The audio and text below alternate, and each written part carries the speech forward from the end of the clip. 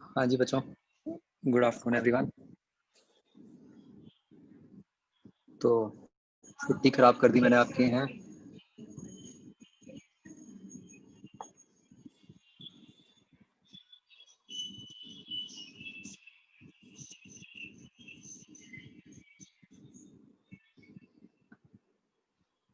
चलो उल्टा कह लो, तुमने मेरी कर ली।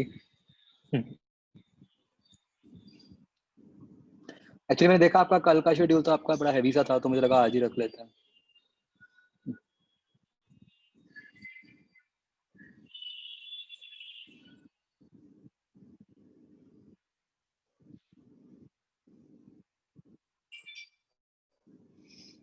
तो इसी से करते हैं बच्चों स्टार्ट, है ना।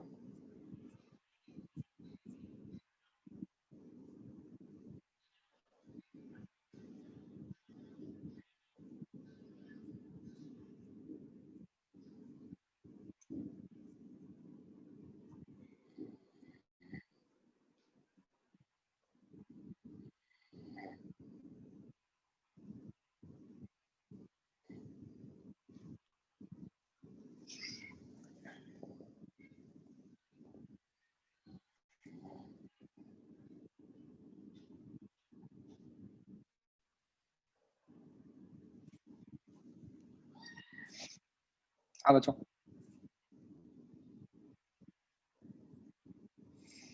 Second question very important. इसमें आपको क्या दिया हुआ है? बेसिकली आपका करंट क्या बन गया? आपका करंट बन गया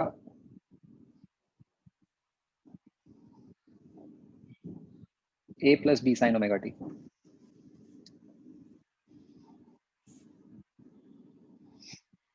राइट। तो इसकी आरएमएस वैल्यू निकाल लो।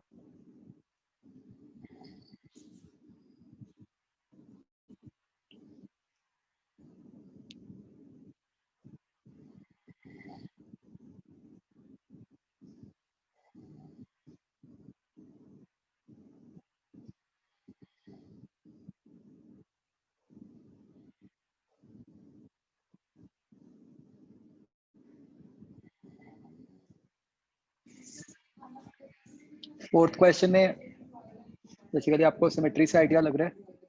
आप कोई भी एक 1/4 साइकिल ले लो,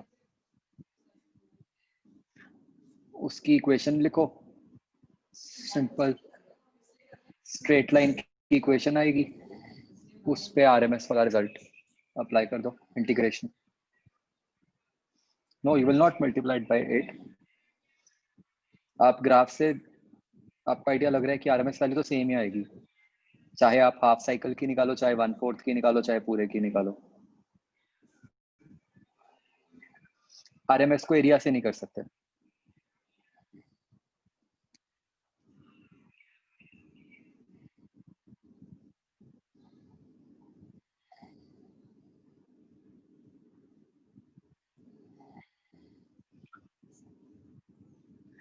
सेवेंथ क्वेश्चन, एवरेज निकालनी है हाफ साइकिल की, तो किया ही हुआ है हमने क्लास में।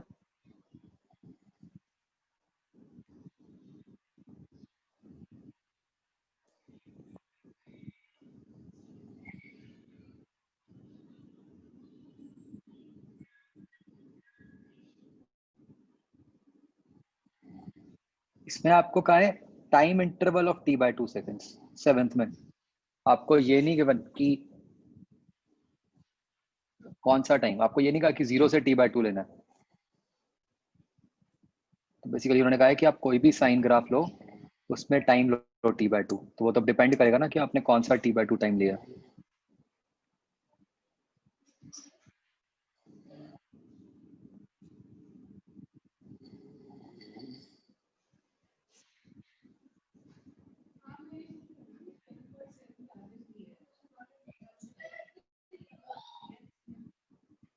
तो ग्राफ बनाओ ना, मतलब आप कौन सा हाफ टाइम लेते हो, वो हाफ टाइम को आप ऐसा भी ले सकते हो जिसमें आधा पॉजिटिव आ जाए आधा नेगेटिव आ जाए, तो एवरेज 0 आ जाएगी।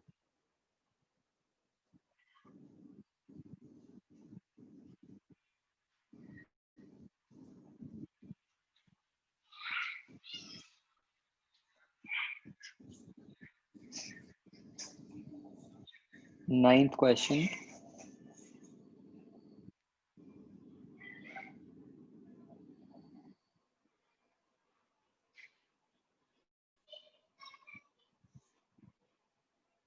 इसमें साइन ओमेगा टी है, साइन 3 ओमेगा टी है और साइन 5 ओमेगा टी है।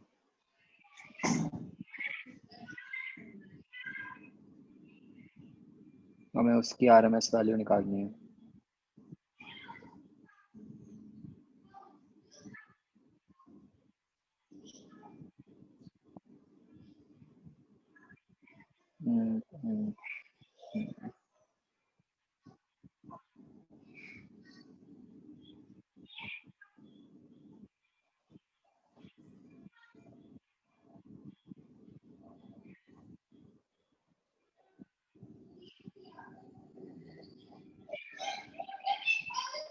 मतलब एक ऑप्शन तो ऑब्वियसली है ही कि हम इसको सीधा ही इसका स्क्वायर dt कर दें, बट वो तो बहुत लंबा हो जाएगा।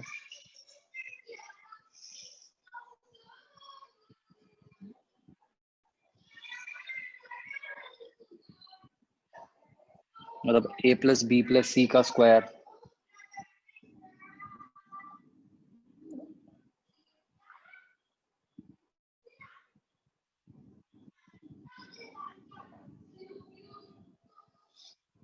वही तरीका है, इतना कोई मुश्किल तो है नहीं, क्योंकि जो मतलब जो वैल्यूज बनेंगी वो तो साइन स्क्वायर और ये सारा ही बनेगा, सिंपल ना। वो हमें पता ही है, मतलब या तो 0 बनता जाएगा या वही √2 वाला बनता जाएगा, और कोई केस तो बनेगा ही नहीं उसमें।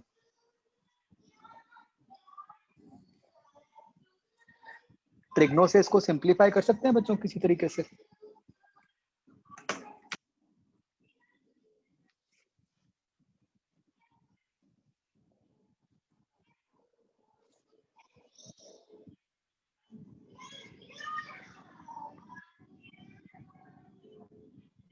Sir yes. तो इसको जो 100 साइन थीटा नहीं लिखा हुआ सर, इसको ना मैंने ऐसे तोड़ लिया कि साइन थीटा कैसे लिखा, 5 sine 3 omega T plus 5 sine 3 omega T plus 50 sine 5 omega T.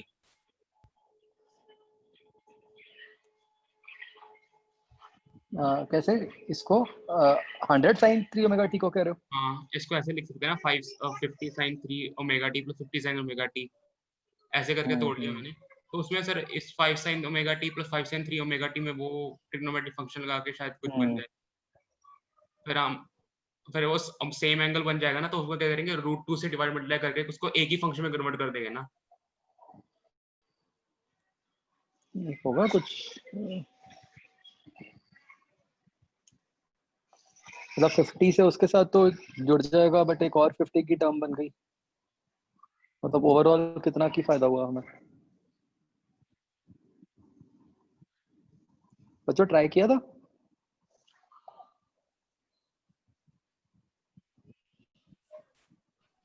या जैसे 5 ओमेगा टी को 2 ओमेगा टी और 3 ओमेगा टी में अगर हम सोचें ब्रेक करने का,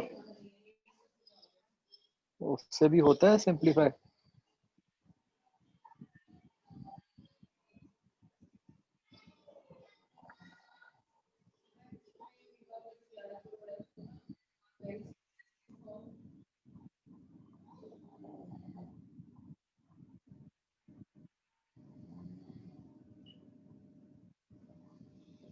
तो मतलब सीधा ही कर दो, है ना? वो इतना कोई मुश्किल नहीं है स्क्वायर करके ऐड करना भी।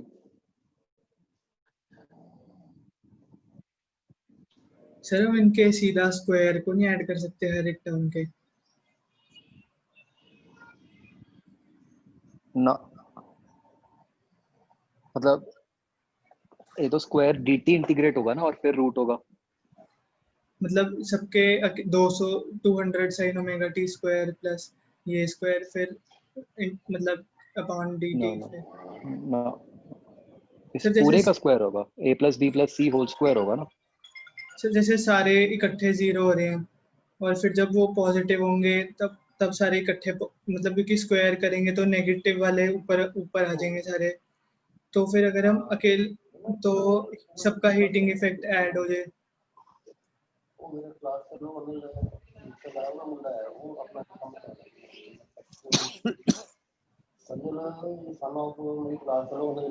नहीं, इंडिविजुअली कैसे ऐड होगा?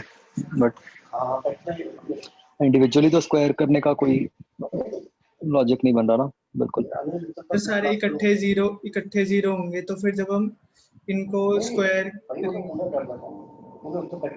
मतलब इकट्ठे जीरो हो रहे हैं, यस, बट तो भी क्या, फिर इनका हीटिंग इफेक्ट सेम ही उसमें आएगा। नहीं बस लीनियरली नहीं ऐड कर सकते ना, मतलब आप जो कह रहे हो, आप तो ऐसी बात कह रहे हो कि भाई 2, 3, 4 एम्पेयर करंट है मान लो, तो हम उसका हाँ जी, उसके हीटिंग इफेक्ट को हम 2 square plus 3 square plus 4 square करके नहीं ऐड कर सकते ना, हम तो 2 प्लस 3 प्लस 4 का स्क्वायर ही ऐड करते हैं टोटल।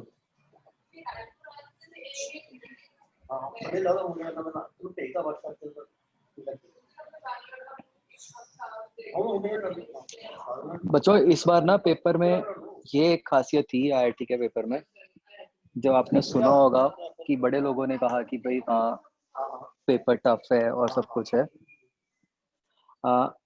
एक्चुअली क्या डिफरेंस था पेपर में, कुछ क्वेश्चंस तो थे जो बहुत टफ थे,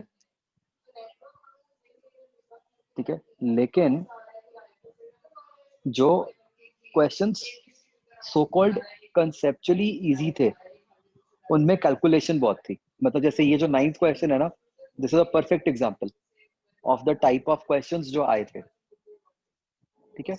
मतलब अब इस क्वेश्चन में आपको बिल्कुल पता है क्या करना है, कंसेप्ट वाइज कोई प्रॉब्लम नहीं है, बट यस मैथमेटिकली रिगरस है, ठीक है। तो तो अब इन क्वेश्चंस की बहुत इंपॉर्टेंस बन गई, क्योंकि अब आप देखो कि मोस्टली पेपर में 2 टाइप के क्वेश्चंस हैं, ठीक है।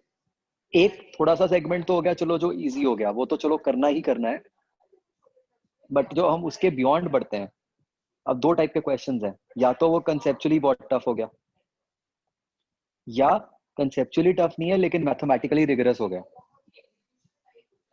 तो अब ये तो हमें करने ही पड़ेंगे, सो मतलब you have to be very sharp with your calculations. हम बहुत बार ऐसा हो जाता है कि कैलकुलेशन आती है तो हम वैसे ही लेजी से हो जाते हैं, हमें लगता है कि यार छोड़ यार इतनी कैलकुलेशन कैसे होगी, क्या होगी, बट नहीं, मतलब यू हैव टू बी मतलब वेरी प्रोएक्टिव फॉर कैलकुलेशंस। मतलब आप ये सोचो कि चल यार कैलकुलेशन ही है, कंसेप्ट वाइज तो समझ आ गया क्वेश्चन, तो इसमें बहुत मार खाई है इस बार बच्चों ने।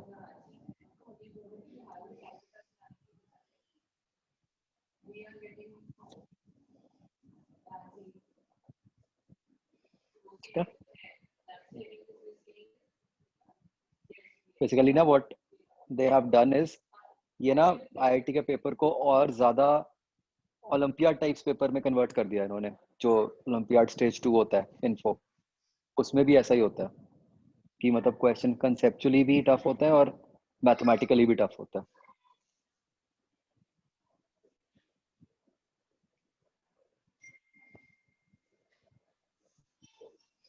हाँ बच्चों आगे।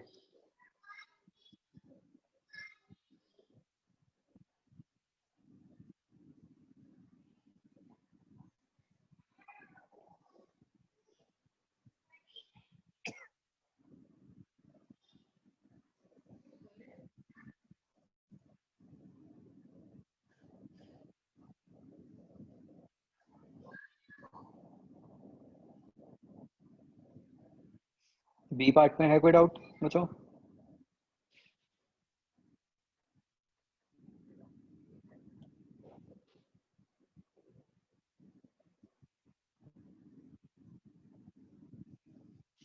फोर्थ क्वेश्चन में आप पीक वैल्यू को इक्वेट करोगे, मतलब उन्होंने पूछा आरएमएस है बट उसके करस्पॉन्डिंग जो पीक वैल्यू आएगी उसको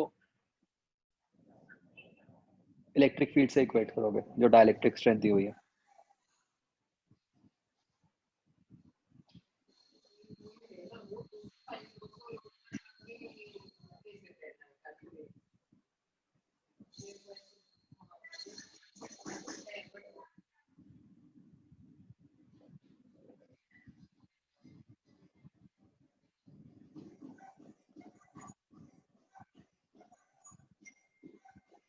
थर्टींथ क्वेश्चन,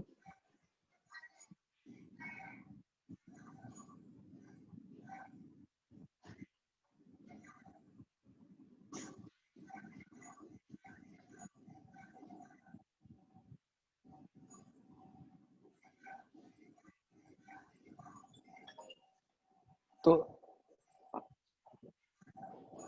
13th में बच्चों क्या है, बिल्कुल सिंपल सुपरपोजिशन है। एक तरह से दो वोल्टेजेस हैं, आप दोनों के करस्पॉन्डिंगली सेपरेटली निकाल लो क्या क्या करंट्स बनते हैं, राइट, और उनको ऐड कर दो। ठीक है, मतलब इकट्ठे नहीं कर सकते, आपको एक बार ई नॉट कॉस 100 पाई टी निकाल लेकर उसके करस्पॉन्डिंग करंट निकालोगे, एक बार जो दूसरा है उसके करस्पॉन्डिंग निकालोगे, फिर ऐड करो। ऐसे ही किया ना बच्चों?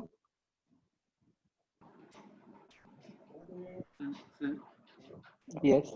इसके अंदर मैंने मतलब ऐसे देख लिया ना कि जो हमारा जो Z है मतलब इम्पीडेंस वो ओमेगा के मतलब डायरेक्टली प्रोपोर्शनल है, सॉरी इनवर्सली, मतलब जो भी मतलब जैसे भी वो, तो I का ओमेगा के साथ मैंने वो देख लिया कि कैसे प्रोपोर्शनल है वो।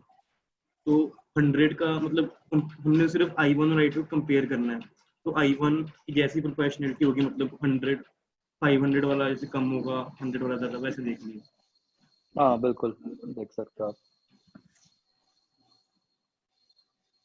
बिल्कुल ठीक कह रहे हो। ज़्यादा सॉल्व करने की तो जरूरत ही नहीं है, हमें तो कौन सा कोई एग्जैक्ट वैल्यू चाहिए, हमें तो कम ज़्यादा ही देखना है, वो आप ओमेगा से कंपेयर कर सकते हो ना, जो इम्पीडेंस का फॉर्मूला होता है। आप बस ये आइडिया लगा लो कि वो जो दोनों वैल्यूज दी हैं, सी पीक वैल्यू तो सेम ही है ना, ई नॉट ही है, जो दोनों वोल्टेजेस हैं उनमें डिफरेंस किस बात का है, सिर्फ ओमेगा का ही तो डिफरेंस है। तो आप ये चेक कर लो बस कि करंट ओमेगा के साथ किस तरह से डिपेंड करता है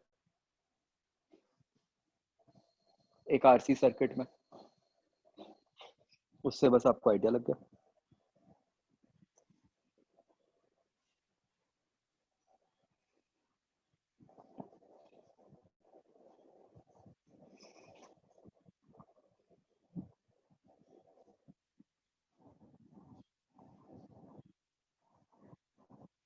सी का सेकंड,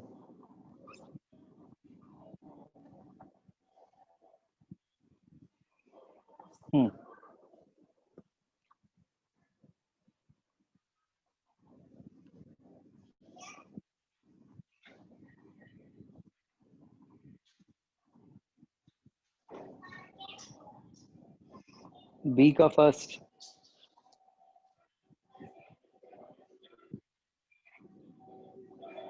तो आपको ये पूछा है कि पावर किस फ्रीक्वेंसी के साथ वेरी करेगी, तो पावर में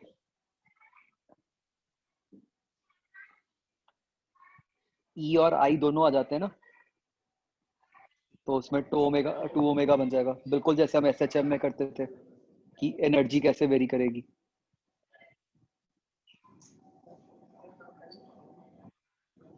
वो डबल हो जाएगा।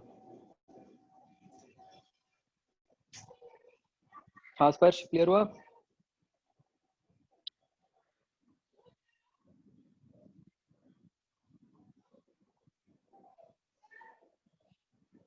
सेम सेकंड में भी वही कंसेप्ट है।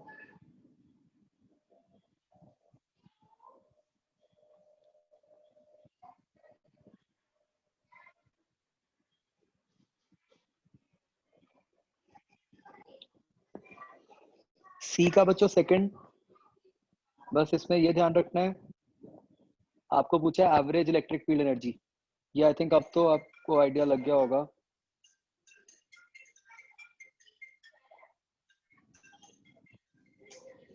तो वो सीधा आरएमएस हो जाएगा ना, आपको half epsilon not E square की एवरेज वैल्यू निकालनी है, तो वो क्या बन जाएगी, half epsilon not E RMS square. ठीक है, प्लीज ये याद रखो, ये बहुत पावरफुल रिजल्ट है कि कोई भी एक्सप्रेशन में जहाँ स्क्वायर आ रहा है उसकी एवरेज कैसे निकलेगी, बस आरएमएस वैल्यू ले लो। जो फर्स्ट क्वेश्चन है उसके अंदर कैपेसिटर मतलब हमने पहले रिप्लेस करना है इंडक्टर को कैपेसिटर से, फिर निकालना है सेकंड में। हाँ मैं एक सेकंड वही देख रहा हूँ, रिप्लेस ही होगा आई थिंक, उसी से आ रहा होगा आंसर, है ना, दोनों इकट्ठे तो नहीं होंगे।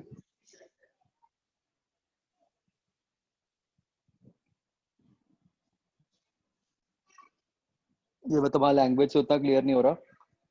आई थिंक क्वेश्चन का मीनिंग ये है कि एक केस में आप सिर्फ कैपेसिटर मान लो, एक केस में सिर्फ इंडक्टर मान लो, एंड फिर उसके करस्पॉन्डिंग एनर्जीज निकाल लो। ठीक है,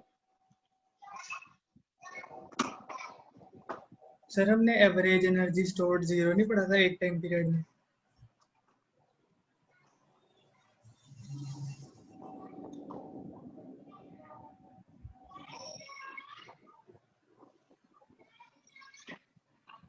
वो तो पावर 0 पढ़ा था हमने। तो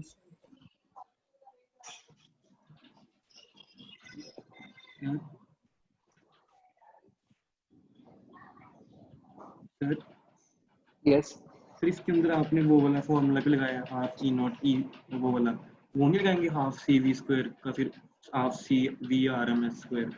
हाँ हाँ, मतलब जो मैंने लिखा था वो एनर्जी डेंसिटी थी, या तो उसको वॉल्यूम से मल्टीप्लाई कर दो, या ऑब्वियसली सीधा वही लिख दो, half C V square. Okay okay sir.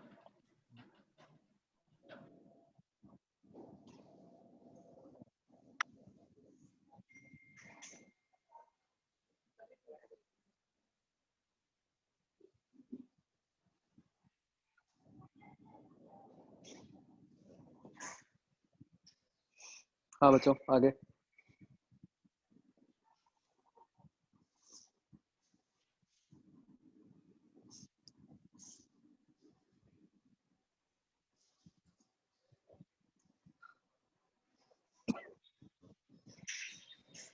Sir जब हमने पावर 0 पढ़ा था तब हमने ये नहीं बोला था कि पहले हाफ में वो अब्जॉर्ब कर रहेगा फिर सेकेंड हाफ में रिलीज कर रहेगा, तो एवरेज एनर्जी भी 0 ही होगी? पावर में तो ऐसा होता है ना कि वो जब आप मतलब वोल्टेज इनटू करंट करते हो तो वो तो प्लस माइनस हो सकती है। एनर्जी में कैसे 0 होगा? सोचो कि उसके पास पहले एनर्जी थी फर्स्ट हाफ में, हाँ जी। सेकेंड हाफ में उसने वो एनर्जी दे दी, हाँ। तो उसके पास नेट 0 हो गई है ना, बट एवरेज तो आएगी ना उसकी कुछ, कि सोचो पहले 0 से 10 चली गई, फिर 10 से 0 हो गई। अच्छा यस सर।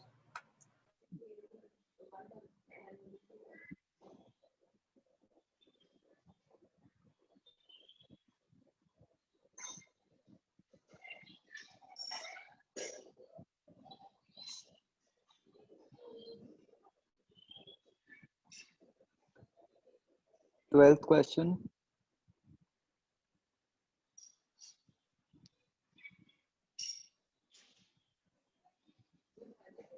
तो बोथ बल्ब्स आइडेंटिकल हैं, दोनों की रेजिस्टेंस, तो बेसिकली ये दोनों ब्रांचेस पैरेलल में है, तो आप दोनों ब्रांचेस की इंपीडेंस निकाल लो कुछ भी आर मान के। तो जिस ब्रांच की इंपीडेंस कम होएगी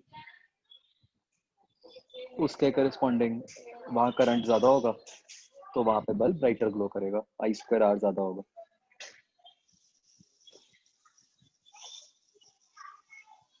ठीक है, और जब आप फ्रीक्वेंसी बढ़ाओगे तो क्या होगा? फ्रीक्वेंसी बढ़ाओगे तो एक्सी कम होगा, एक्सएल बढ़ेगा, राइट? तो इंडक्टर वाली ब्रांच जो है उसमें मतलब इम्पीडेंस बढ़ जाएगी तो उसमें करंट कम हो जाएगा, है ना, तो वो उसकी ब्राइटनेस कम हो जाएगी। शोभित क्या कह रहे हो? नहीं ऐसे तो कोई इनफाइनाइट नहीं हुई वो। सर डी डी में दिया हुआ है कि इनफाइनाइट, तो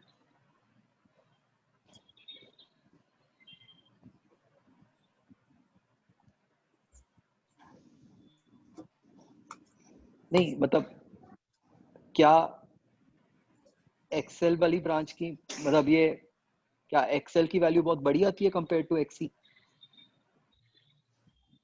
ये 10 की पावर 4/W आ रही है इम्पीडेंस।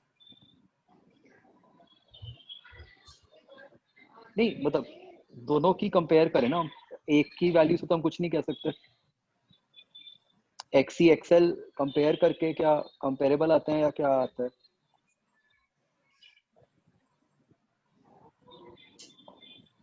अगर तो ऐसा आ रहा है कि जो इंडक्टर वाली ब्रांच है उसकी इम्पीडेंस बहुत ज्यादा है कंपेयर टू कैपेसिटर वाली ब्रांच, फिर शायद डी ऑप्शन बनेगी। बट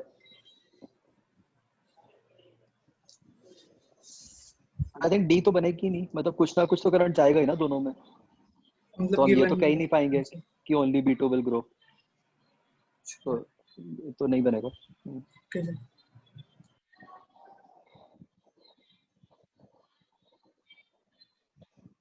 सेवेंथ क्वेश्चन, इम्पीडेंस को किस परसेंटेज से बढ़ाएं so that power factor changes from half to 1/4।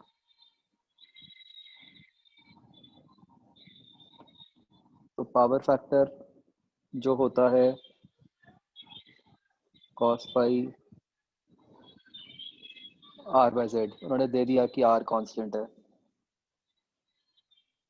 तो आप Z को डबल कर रहे हो बस।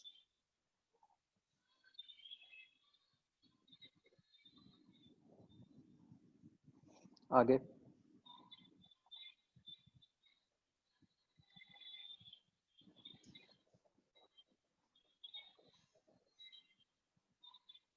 16th क्वेश्चन, पहले देखो ध्यान से पढ़ो, डीसी दिया हुआ है, steady current of 1 ampere flows in it. इससे क्या पता चल गया आपको? सोलेनॉइड की रेजिस्टेंस 100 है, ठीक है ना। बाद में आपको ये पता चल गया कि जो उसकी इम्पीडेंस है वो 200 है, राइट। तो इम्पीडेंस 200 आ गई, उससे आप इंडक्टेंस निकाल लोगे। सर ये उसका जो इंडक्टेंस है मेरा मैच नहीं कर रहा सर। बच्चों आ रहा है आंसर? आ रहा है भाई, दोबारा करो।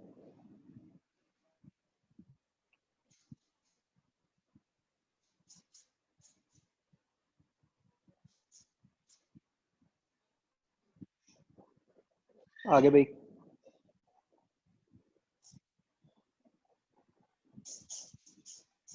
20th क्वेश्चन में कैपेसिटेंस माइक्रोफैरड में आती है बच्चों।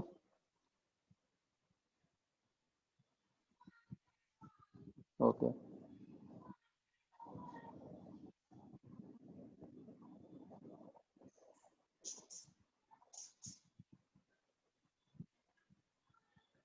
एटीन्थ का आंसर मैच कर रहा है बच्चों?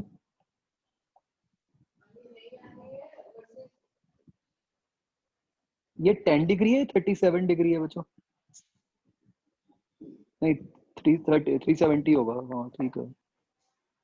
कर रहा है ना मैच 18th का आंसर? ठीक है।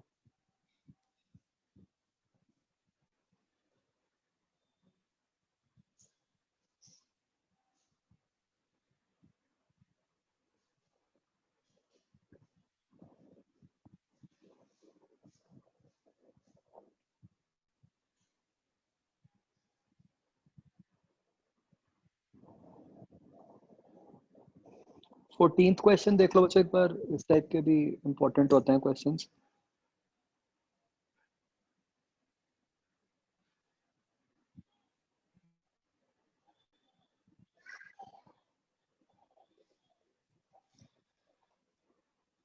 आपको क्या है कि या आरसी है या आरएल है या एलसी है?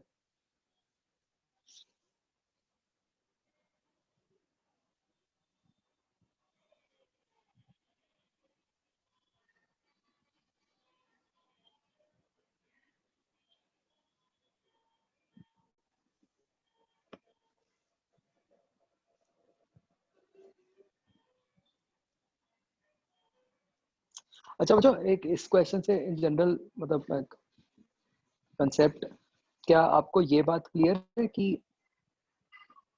मतलब जैसे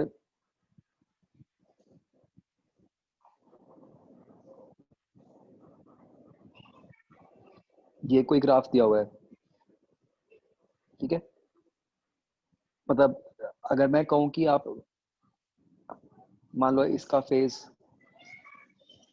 पाई है बच्चों, अगर मैं कहूं कि 5 - 30 डिग्री का ग्राफ बनाओ, वो ग्राफ कैसा बनेगा?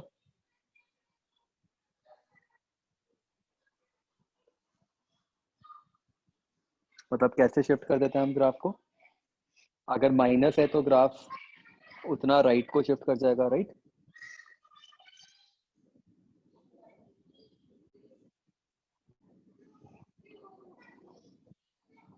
तो मतलब प्रैक्टिकली जो आपका ओरिजिन है वो एक तरह से रेड लाइन बन गई,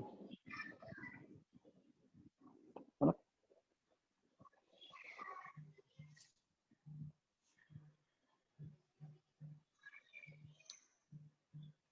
ओके, अब जो 14th क्वेश्चन है इसमें आपको कहा हुआ है कि फेज डिफरेंसेस कितना, 5/4।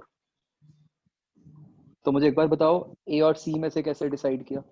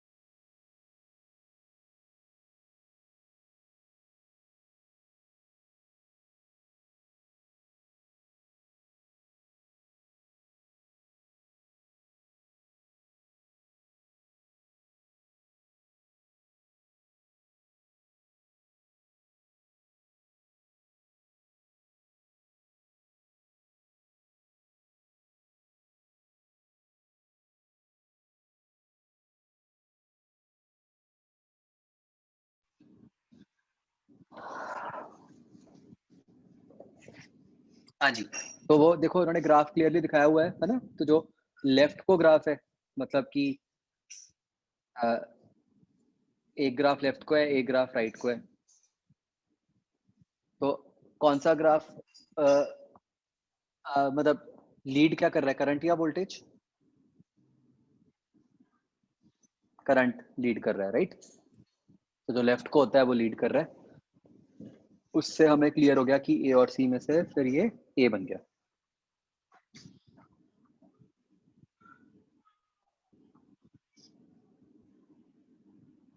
आगे बचो।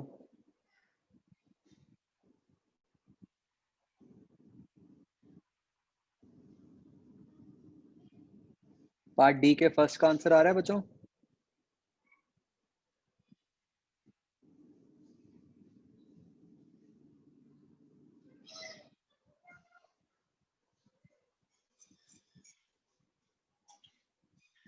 नहीं, मैच नहीं कर रहा। क्या आती है रिएक्टेंस? सारा कुछ मैच कर रहा है, बस वो पावर नहीं मैच कर रही। 75 आ रही है पावर। बच्चों क्या एवरेज पावर 75 आ रही है?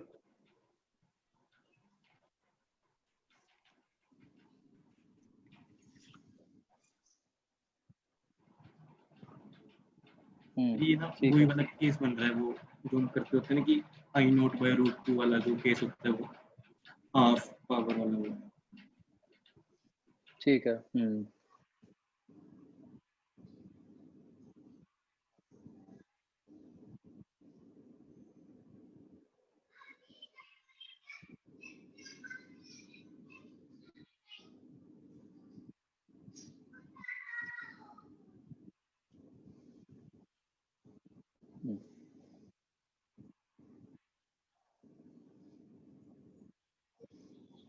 आगे बच्चों।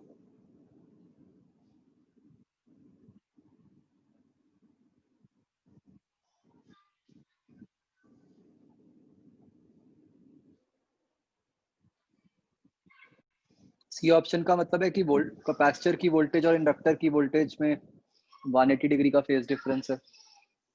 वो तो होएगा ही, क्योंकि करंट सेम है।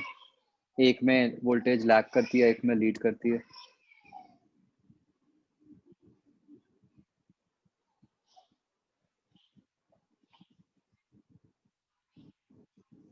नाइन्थ का आंसर मैच कर रहा है बच्चों?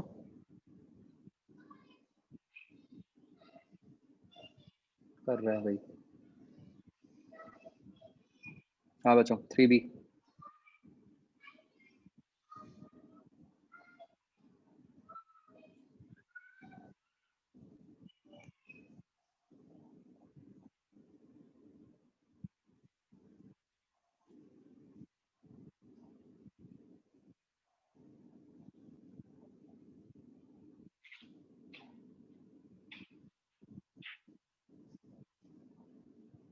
एट्थ का आंसर मैच कर रहा है बच्चों?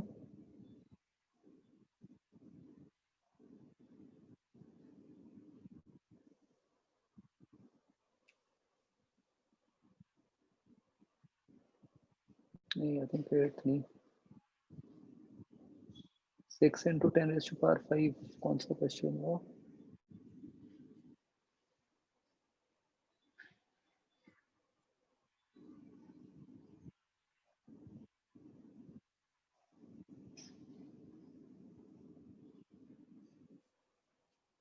Eighth question.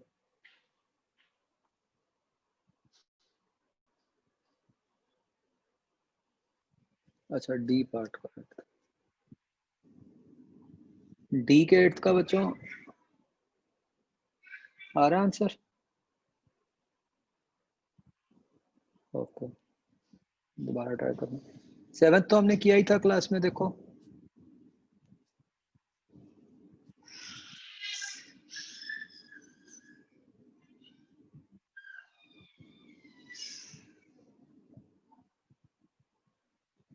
हाँ, एक ये 3B का सेकंड देखो बच्चों, दिस इज इंपॉर्टेंट क्वेश्चन।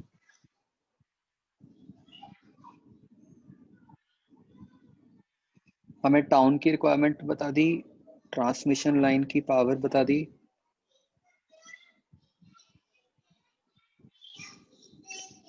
एक ट्रांसफार्मर लगा हुआ है। सबसे पहले तो बच्चों इस क्वेश्चन का सर्किट समझो क्या होगा।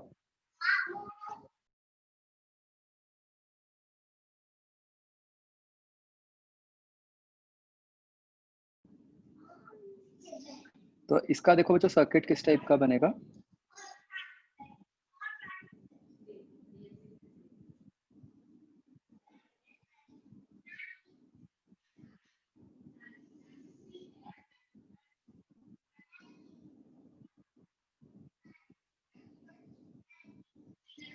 ये हमारा पावर हाउस हुआ,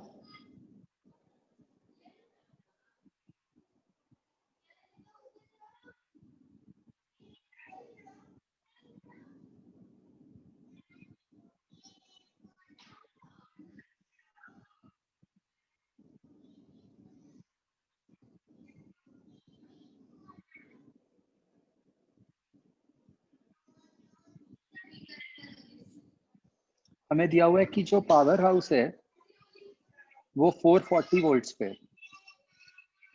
मतलब एक तरीके से जो आप लेफ्ट साइड पे आपके पास जो वोल्टेज डिफरेंस है दैट इज 440। यहाँ पे जो टाउन पे हमें पावर चाहिए that is 600 kilowatt sorry at 220 volts. हमें ट्रांसमिशन लाइन की रेजिस्टेंस दी हुई है 0.4 ohms पर किलोमीटर और 20 किलोमीटर का डिस्टेंस है। तो बेसिकली ये रेजिस्टेंस कितनी हो गई 0.4 into 20।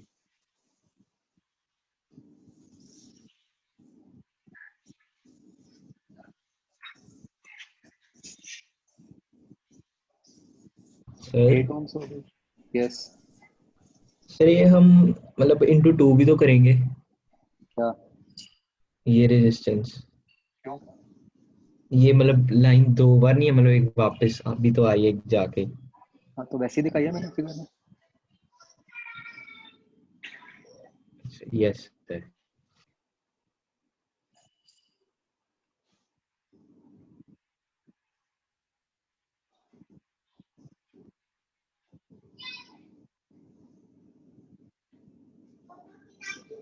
एंड हम ये मानते हैं कि जो ट्रांसफार्मर है हमारा 100% एफिशिएंट ही है। तो जो हमारी प्राइमरी वाली साइड है उसके अक्रॉस भी जो पावर होएगी वो 600 किलो वोल्ट की होएगी। ठीक है जी।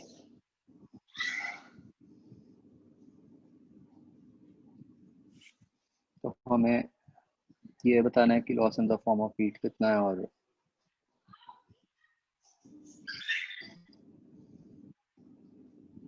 जो प्लांट है उसकी पावर कितनी।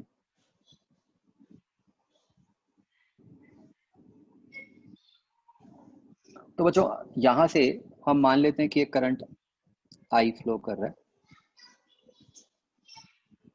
इस तरीके से।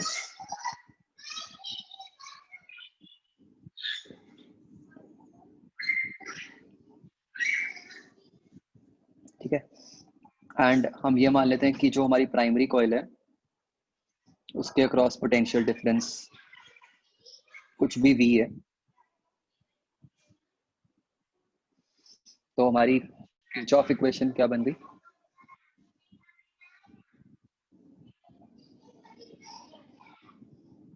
440 minus 8I minus V minus 8I equal to 0। ये समझ आ रहा है बच्चों इक्वेशन?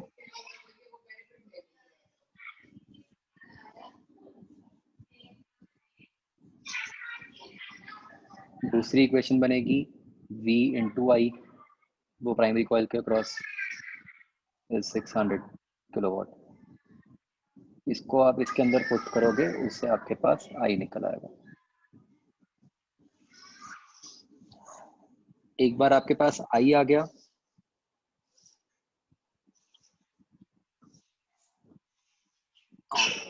तो आप हीट लॉस निकाल सकते हो I²R करके। एंड ऑब्वियसली उसमें मतलब I²8 प्लस I²8 दोनों होंगे।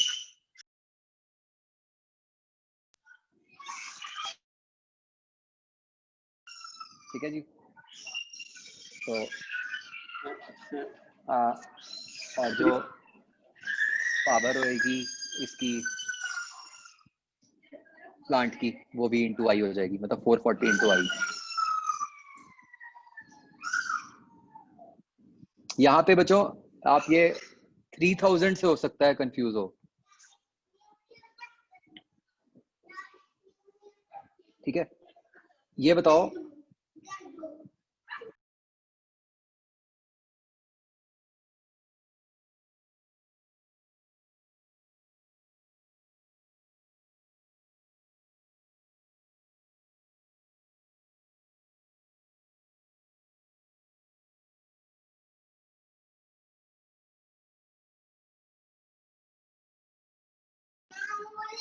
हाँ जी, तो क्या बताओ लॉजिकली बताओ 3000 वोल्ट हो सकता है पोटेंशियल डिफरेंस कॉइल के अक्रॉस, प्राइमरी के अक्रॉस, जब सोर्स से 440 वोल्ट है पावर हाउस का, तो क्या वो सिर्फ प्राइमरी के अक्रॉस 3000 वोल्ट हो सकता है पोटेंशियल डिफरेंस?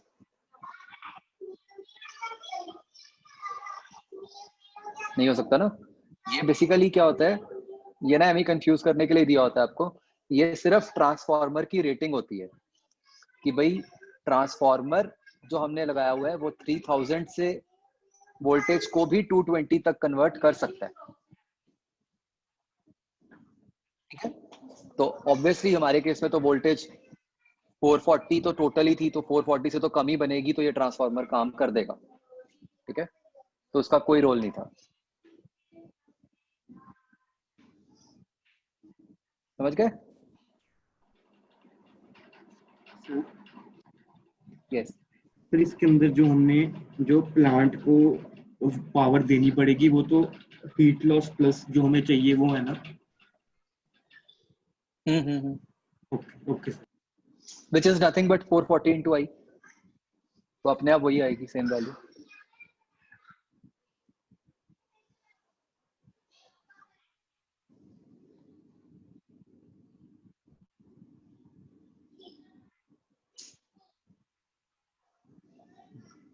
आगे बचो।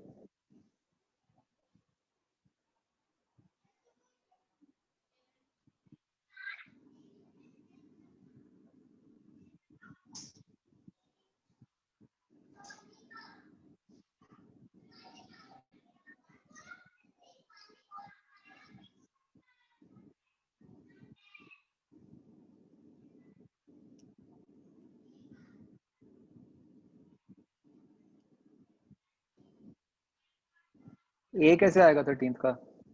ए तो गलत ही हो गया, उसमें कहा impedance is made up of only reactive part.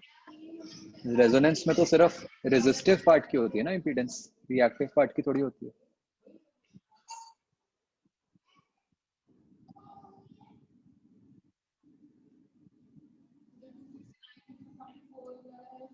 अच्छा, it's impedance is made up only of a reactive part, नहीं ये तो गलत हो गया। इम्पीडेंस में तो रेजिस्टिव पार्ट हुआ ना बच्चों, समझ रहे हो?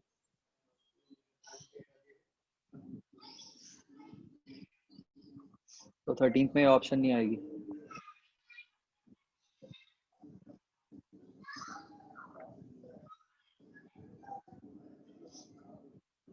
रिएक्टिव होता है जो इंडक्टर कैपेसिटर वाला होता है सिर्फ।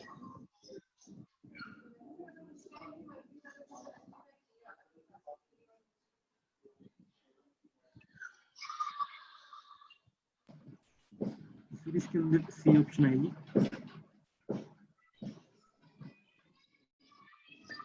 Sum of potential difference across the inductance and capacitance equals the applied EMF will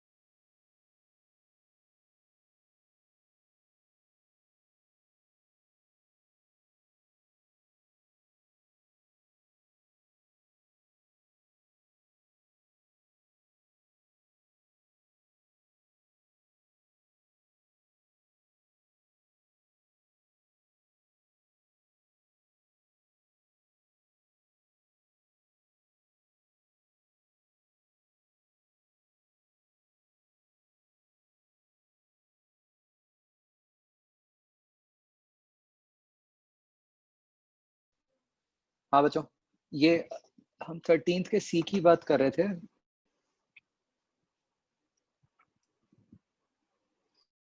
तो सी तो नहीं आएगा, सी दिया हुआ है क्या पीछे?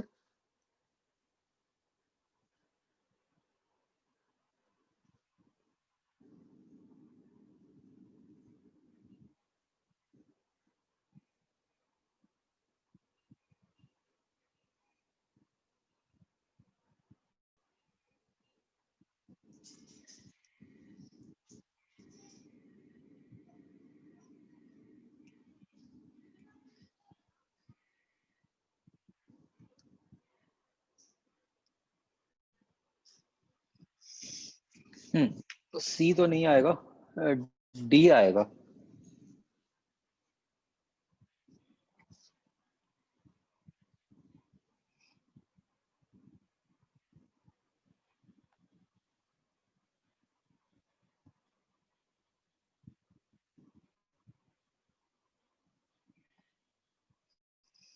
तो 13th का आंसर बच्चों बी और डी करो।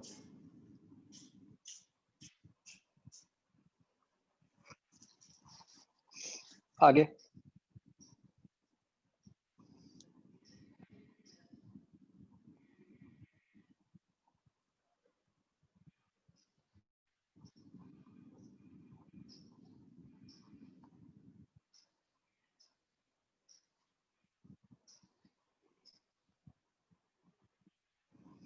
बच्चों क्वेश्चन 2 ऑप्शन सी का आंसर ठीक है।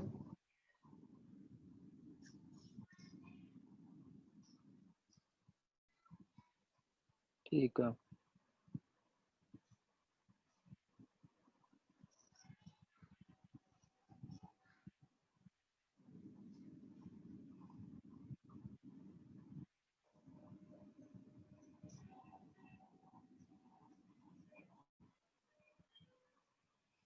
कॉम्प्रिहेंशन 3 में समझा रहा हूँ, उससे पहले कोई डाउट है? 3 से पहले तक मैं समझाता हूँ। 3 इंटरेस्टिंग है बच्चों।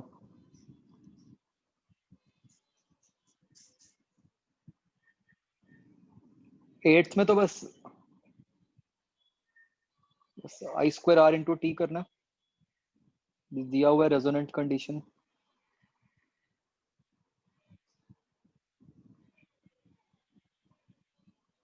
एट्थ का बच्चों आंसर आ रहा है? एक मिनट में देख लूं।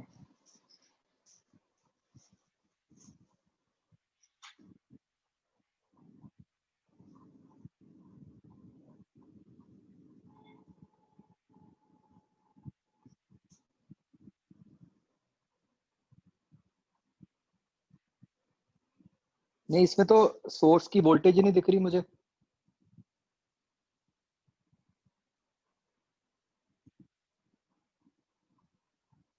सोर्स की वोल्टेज कितनी चाहिए होगी निकालने के लिए थर्मल एनर्जी? में दी हुई है। नहीं, 6 वाली नहीं यूज कर सकते आप। कॉम्प्रिहेंशन में बच्चों रूल होता है, जो कॉम्प्रिहेंशन में डाटा दिया हुआ है that is common for all questions. आप किसी एक क्वेश्चन के डाटा को दूसरे क्वेश्चन में नहीं यूज करते।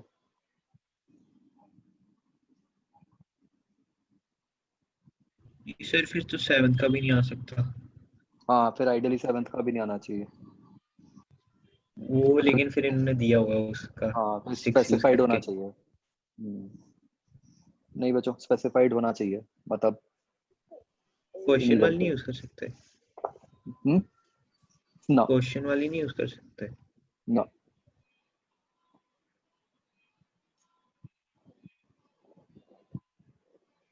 मतलब अगर बाई चांस ऑप्शन ही ना होती डी, फिर तो चलो हम करना ही पड़ता।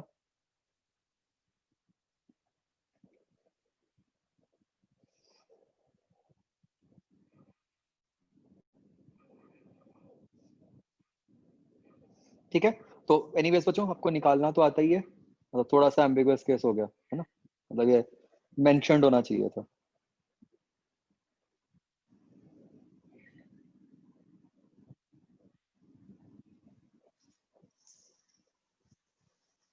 सेवेंथ में भी आइडियली मतलब लिखवाना चाहिए था।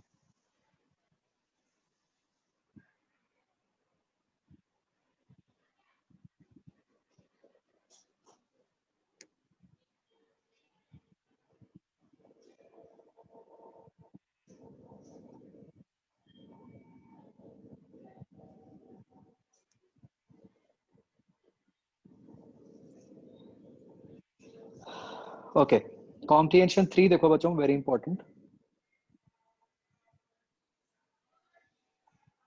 अच्छा, पहले इसके अलावा और कोई डाउट है वो पूछो, ये मैं समझा रहा हूँ।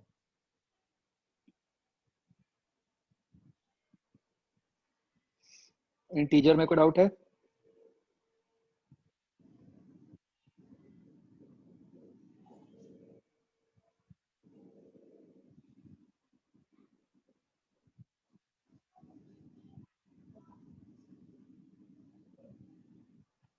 इंटीजर 6th आंसर आ रहा है बच्चों?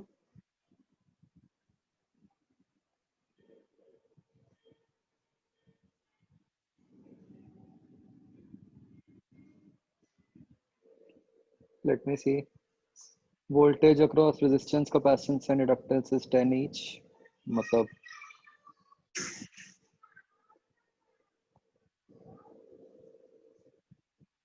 मतलब सोर्स की वोल्टेज 10 होगी।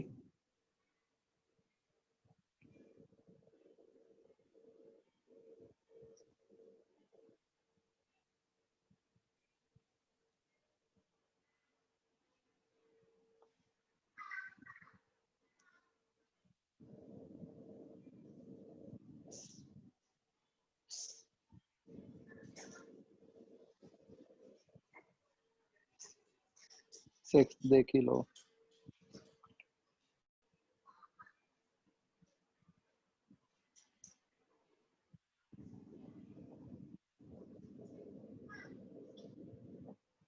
मतलब जो इनिशियल गिवन डाटा है उससे हमें ये पता चल गया कि जो सोर्स है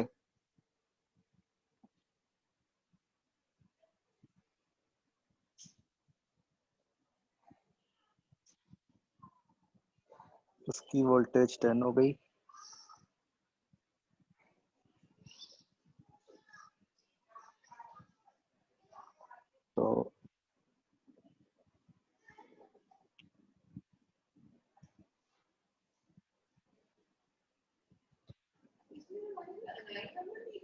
तो अभी जो करंट फ्लो कर रहा होगा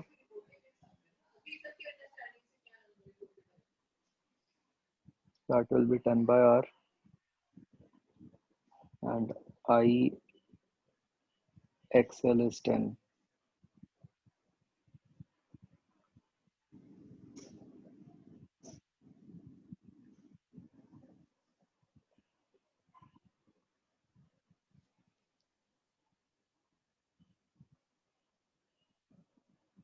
तो XL is equal to R.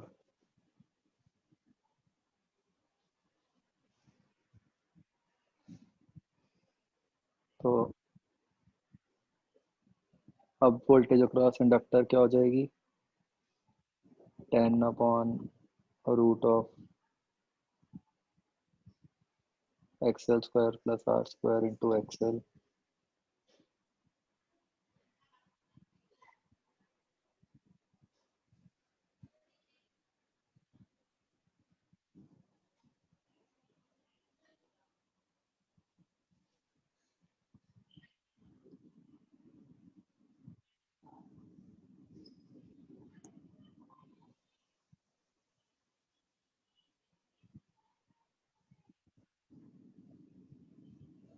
ये 10 बाय रूट 2 बन गया बच्चों।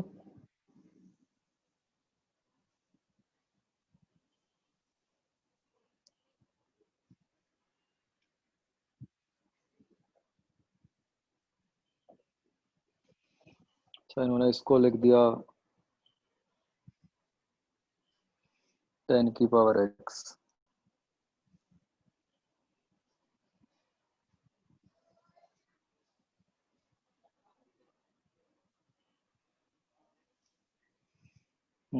तो इसको आप ऐसे लिख सकते हो कि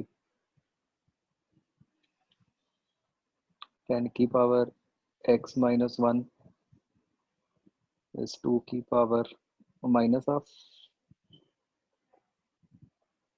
Take log both sides. X minus 1 is minus half log 2. So x is 1 minus half log 2.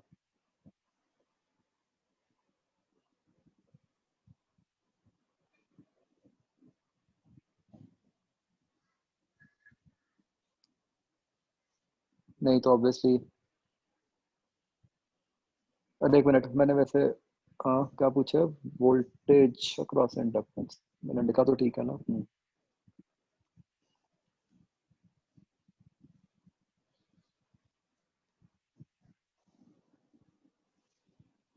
तो ये बनेगा बच्चों 1 माइनस हाफ लॉग 2, कितना बन गया ये?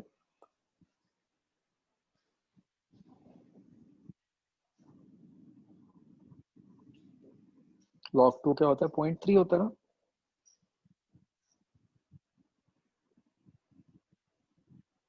पॉइंट 7 सॉरी,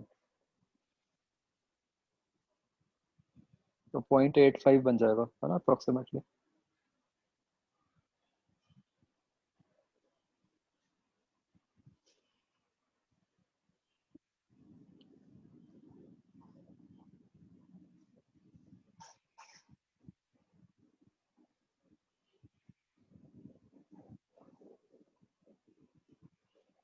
समझ आ गया बच्चों?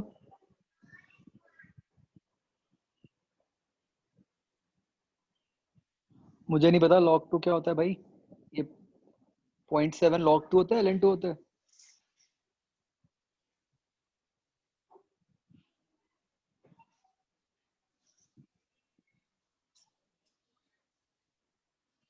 ln 2 होता है ना शायद 0.693। नलायको,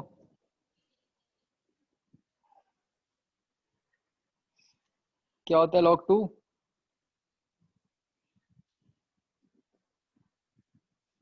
पॉइंट 3।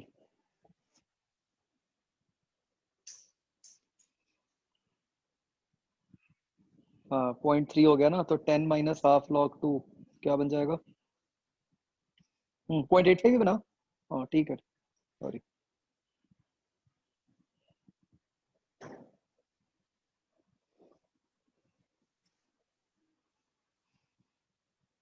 तो जैसे इस टाइप के क्वेश्चंस बहुत आए आईआईटी में, है ना, कि वैसे सिंपल है बट थोड़ी सी कैलकुलेशन कॉम्प्लेक्स कर दी। 7th का भी 0.85 आ रहा है।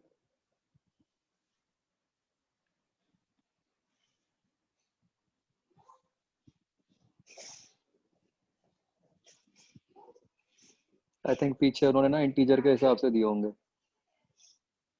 तो वो न्यूमेरिक के हिसाब से 0.85 हो गए, है ना।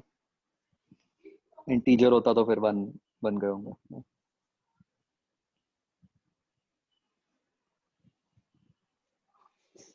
फर्स्ट का भी गलत है।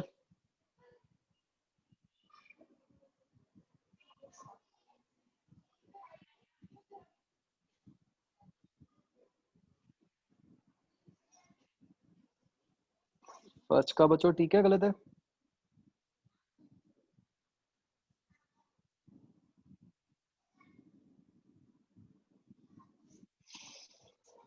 ठीक है भाई, या नहीं? आधे लोग कह रहे हो ठीक है, आधे कह रहे हो गलत है।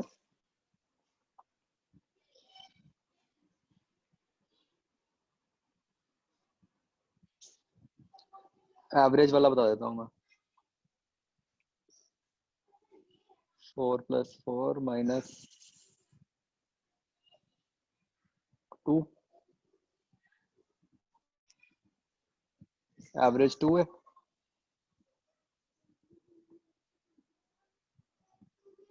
एवरेज तो 2 ही आएगी। अच्छा ये आगे जो बना हुआ है, आई थिंक ये कंफ्यूज कर रहा है काम।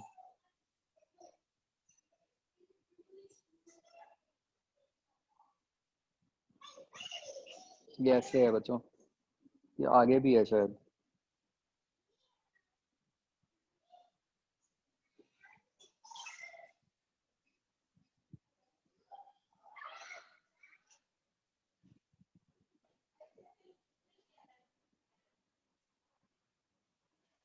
अच्छा मैं समझ गया क्या गड़बड़ हो रही है। आई थिंक जो क्वेश्चन का मीनिंग है वो ये है कि ये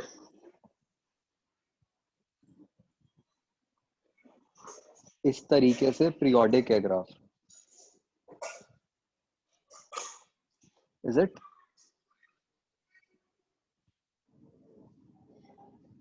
तो ऑब्वियसली ये क्लियरली दिया होना चाहिए था, ये मान के शायद आंसर आ रहा है। मतलब आप टाइम को 2 लो, उसके निकाल लो। नहीं, मैं तो खुद कह रहा हूँ ये गिवन होना चाहिए था।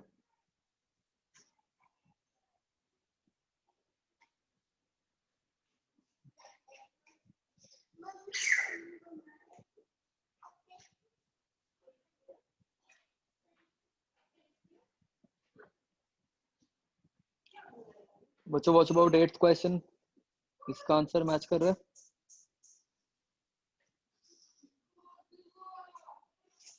कर रहा है।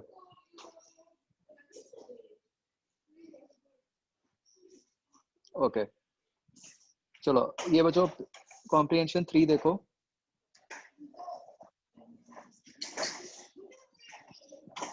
सीरीज एलआर सर्किट है, आपको ये बता दिया कि maximum potential difference across L and R बता दिए 3 and 4।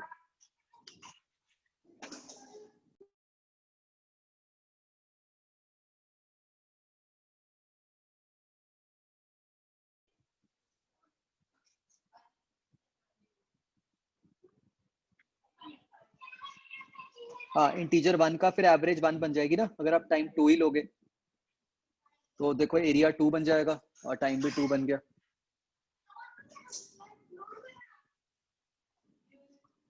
What about RMS? RMS भी ठीक आ रहा है अगर टाइम 2 तक लेते हो। यही भी है पीछे √32/3। पीछे आरएमएस नहीं दिया हुआ। अच्छा गिवन नहीं है, लिख लो भाई।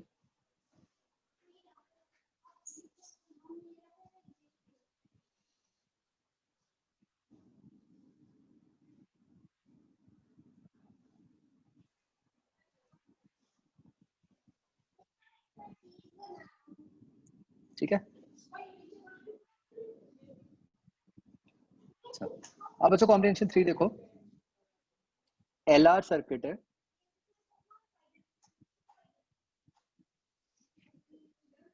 Very good question.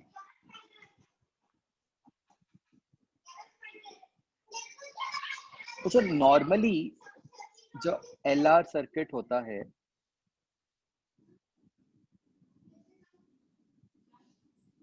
उसमें उसका फेजर डायग्राम कैसा होता है?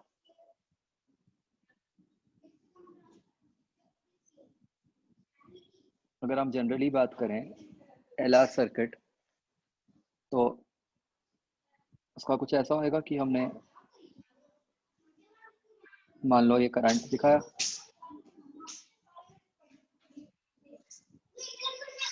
तो ये VR आ गया,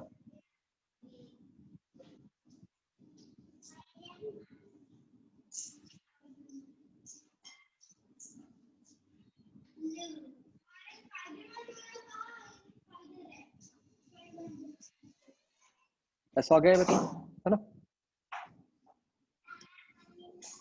जिसका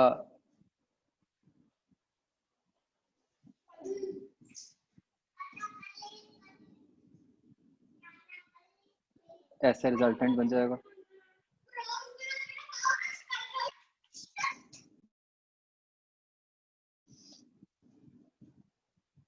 यही होगा ना बच्चों नॉर्मल एलआर सर्किट। इसमें हमें ये दिया हुआ है क्वेश्चन में कि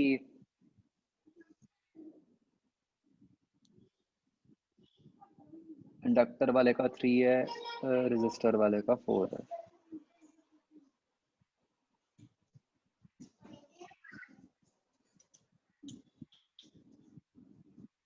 इस क्वेश्चन को बच्चों आप मैथमेटिकली करोगे तो अटक जाओगे, ये फेजर से करोगे तो बहुत आसान हो जाएगा। आपको कहा है at an instant the potential difference across resistor is 2 volts. तो बताओ बच्चों उस इंस्टेंट पे फेजर डायग्राम कैसा होगा जब इंडक्टर के अक्रॉस रेजिस्टर के अक्रॉस पोटेंशियल डिफरेंस 2 वोल्ट होगा।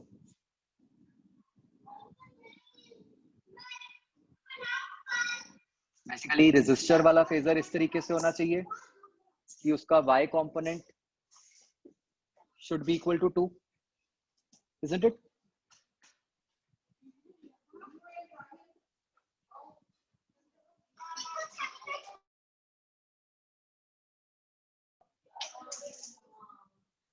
बोलो भाई कुछ।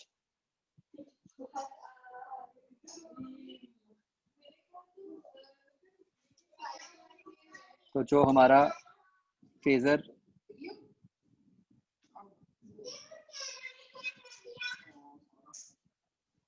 तो अभी हम सिर्फ एक बना देते हैं। तो एक ऑप्शन तो ये है कि V नॉट R यहाँ हो,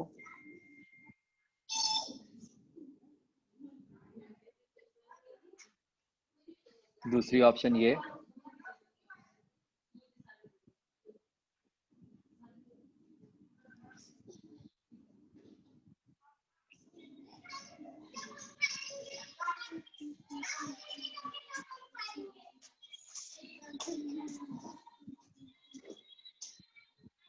देखो बच्चों क्या ये 4 ऑप्शंस हो सकती हैं?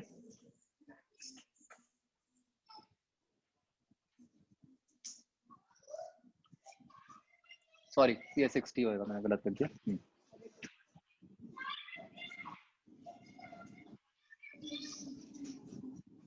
उसका y2 क्यों? आपको ये कहा है ना कि रेजिस्टर के अक्रॉस जो वोल्टेज है किसी इंस्टेंट पे वो 2 होनी चाहिए। जी तो तो फेजर मतलब का क्या x क्यों नहीं? कंसेप्ट होता है? फेजर का क्या मतलब होता है कि जो उसका हमने फेजर बनाते ही इस तरीके से है ना कि y component should denote the instantaneous value.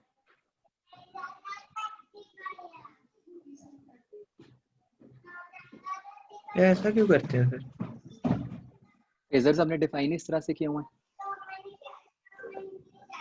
उसका मतलब इंस्टेंटेनियस वैल्यू उसकी y से रिप्रेजेंट होगी। हाँ मतलब सोचो ना, कोई भी अगर फेजर है y equal to a sin omega t, तो हम ये कहते हैं कि उसका x एक्सिस पे एंगल ओमेगा t है। यस है। तो जो y कंपोनेंट है वो उसकी इंस्टेंटेनियस वैल्यू डिनोट करे। ठीक है सर। तो अब हमें बस उन्होंने ये कहा कि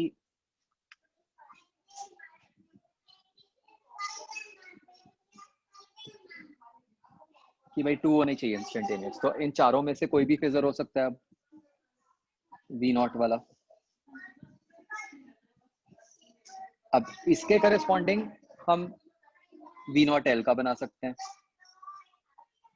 ठीक है, हमें ये तो पता ही है कि V नॉट L का जो है वो उससे 90 आगे होगा। तो अगर मान लो मैं जो फर्स्ट क्वाड्रेंट है उसके करस्पॉन्डिंग बनाऊं तो ये ऐसे बनेगा V नॉट L।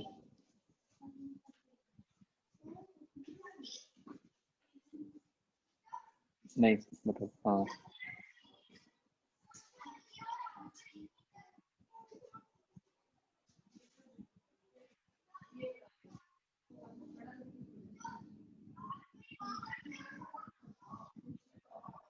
ये इसके बीच में आ जाएगा। फिगर थोड़ा सा मैंने गलत बना दिया 60 एंगल के हिसाब से।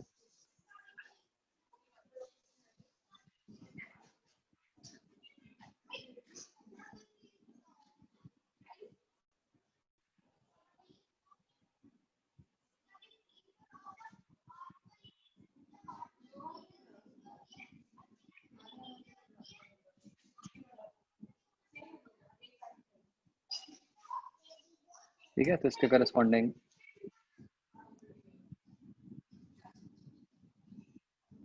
या तो इधर होगा ऐसे V not L where this angle is 30। तो एक पॉसिबल वैल्यू है 3 cos 30। ऑप्शंस क्या थी? वो है पॉसिबल। ठीक है, और अगर हम वैसे सोचें और क्या पॉसिबल वैल्यूज हो सकती थी? अगर मैं फेजर 2 के करस्पॉन्डिंग बनाता V नॉट L, वो कैसा बनता?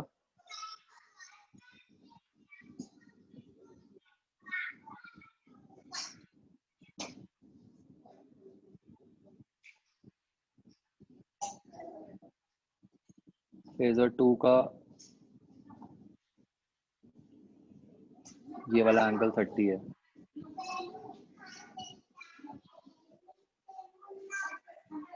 ये ऐसे आ जाता है कुछ।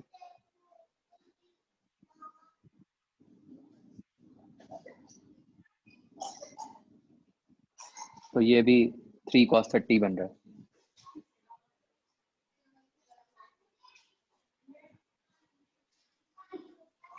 ठीक है, तो इस केस में बाई चांस फेजर ऐसा बन रहा था कि एक ही केस बनता है 3 cos 30 वाला, है ना? हाँ, बच्चों ऐसे ही इसका अगला पार्ट ट्राई करो जरा।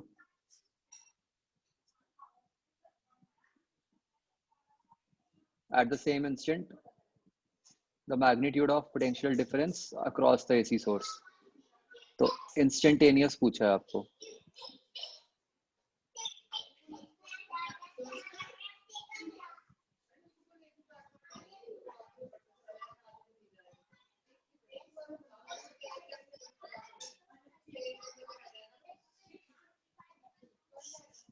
तो अगर अब मैं फर्स्ट वाले फिगर के हिसाब से बनाऊं,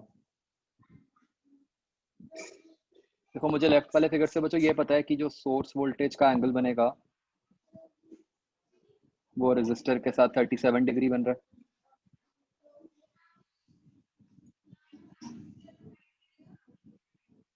तो ये ऐसे बन गया इधर को V0S where this angle is 37। तो ये क्या बना 23। तो one possible answer can be 5 cos 23। ये समझ आ रहा है बच्चों?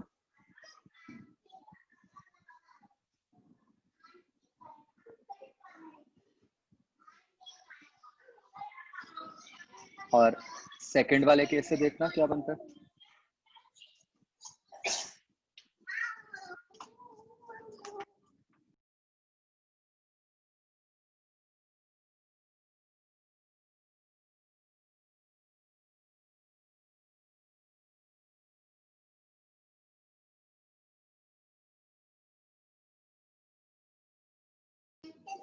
तो सेकंड वाले केस में क्या बन गया, ये आप देख सकते हो कि इधर को बनेगा तो वो 7 डिग्री एंगल बना, तो उसके करस्पॉन्डिंग क्या बन गया 5 sin 7।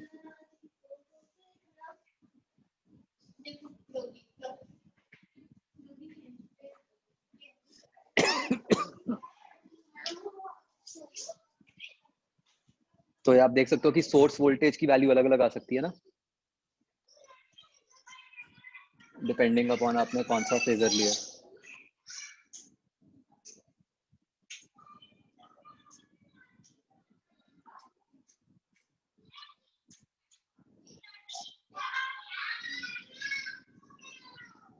तो बच्चों समझ आ गया, ये मैथमेटिकली करने में बहुत ही मुश्किल हो जाएगा ट्रिग्नोमेट्री से।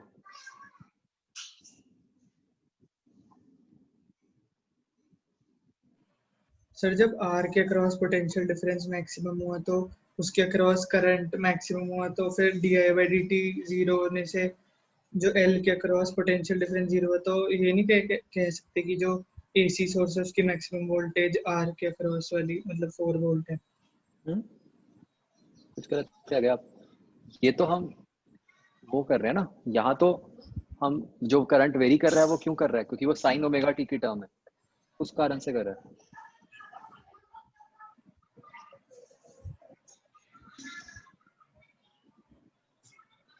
सर जब I मैक्स होएगा तो di/dt जीरो हो जाएगा। आई तो कांस्टेंट ही है ना, मतलब आई कौन सा आई कह रहे हो आप? जो रेजिस्टर में होएगा। तो उससे तो आपके पास वो टाइम निकल आएगा, हाँ कि वो टाइम निकलेगा जब आई मैक्सिमम है। यस, उसका क्या काम होगा? जो I मैक्स था तब रेजिस्टर के अक्रॉस 4 वोल्ट थी रेजिस्टेंस।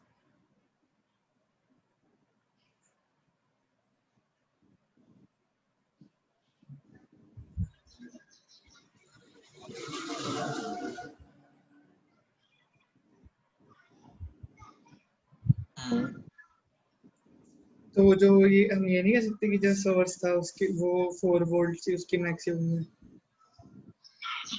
क्योंकि इंडक्टर के अक्रॉस 0 हो जाएगी।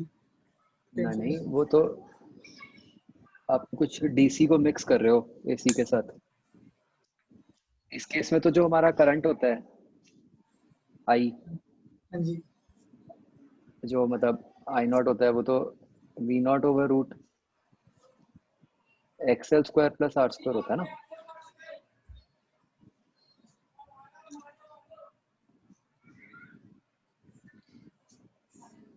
तो जो आप कह रहे हो उससे तो आपको सिर्फ इंस्टेंटेनियस पता चलेगा कि हाँ भाई जिस इंस्टेंट पे रेजिस्टर के अक्रॉस वोल्टेज मैक्सिमम है उस इंस्टेंट पे इंडक्टर के अक्रॉस वोल्टेज 0 है।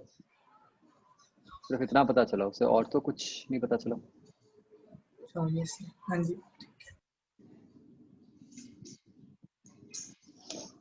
हाँ बच्चों, ये समझ आया?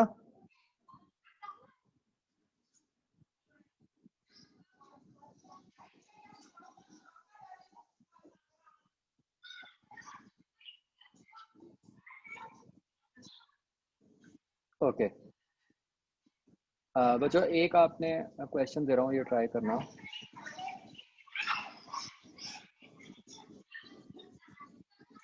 तो आपने देखा कि हमने एसी में हमने सीरीज एलसीआर किया, हमने पैरेलल एलसीआर भी किया। तो हम ट्राई करते हैं। ओहो, मैंने रब कर दिया, अनडू करूं? सही।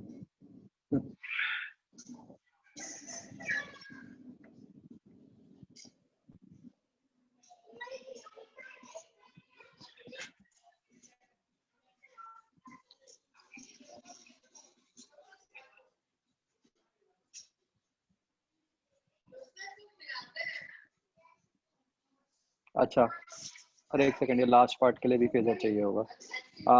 अब जो इसका लास्ट पार्ट है, if the current at this instant is decreasing, ठीक है, आपको बता दिया कि करंट डिक्रीज कर रहा है, तो इसका मतलब वो कौन से इंस्टेंट की बात कर रहे हैं?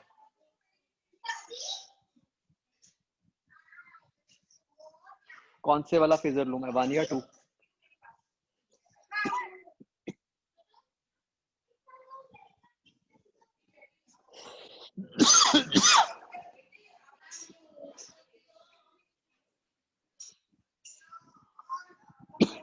ध्यान से सोचो।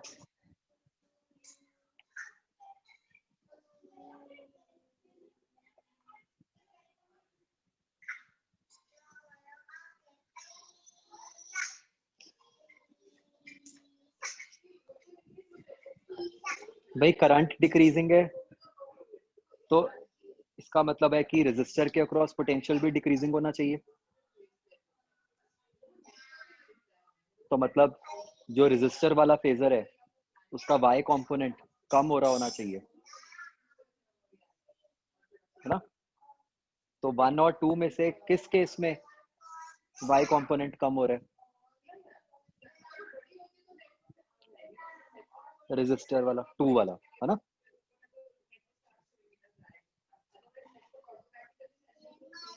तो हमें केस 2 लेना है।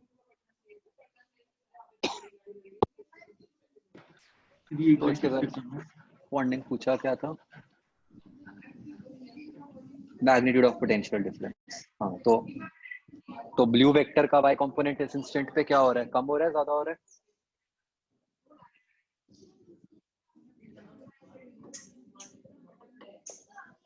ज्यादा हो रहा है, राइट?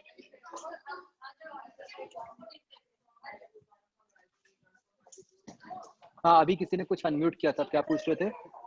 मैं ये पूछूं भी वाई कंपोनेंट कैसे देखा भी इंक्रीज बताना एक बार। ये फेजर एंटी क्लॉकवाइज डायरेक्शन में घूम रहा होता है ना, अच्छा यस, ठीक है। उससे। तो सही हो गया ना क्वेश्चन, बहुत अच्छा हो गया।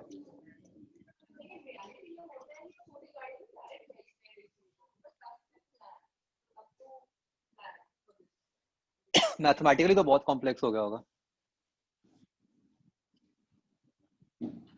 फिर इसके अंदर cos 83 और 23 में कैसे देखा, मतलब कौन सा आंसर आएगा? वो तो दोनों आ सकते हैं, वो तो ऑप्शन में से देखना पड़ेगा। अच्छा ठीक है।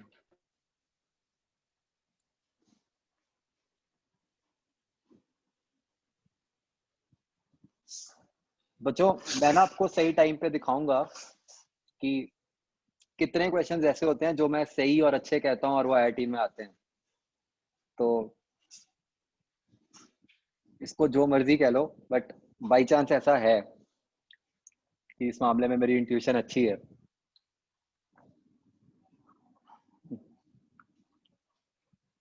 मैं आपसे जो सीनियर बैच था उनकी मैंने मतलब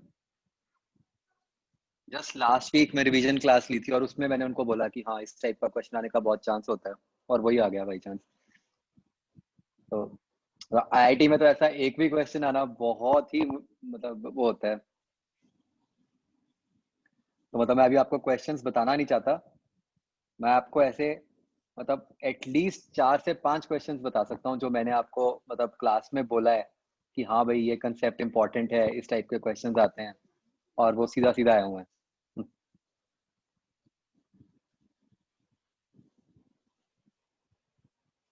तो जैसे अब ये फेजर टाइप जो है, जैसे मैं आपको जिसको मैं बार बार इंपॉर्टेंट बोल रहा हूँ, ऐसा आज तक कभी आया नहीं है, तो इसलिए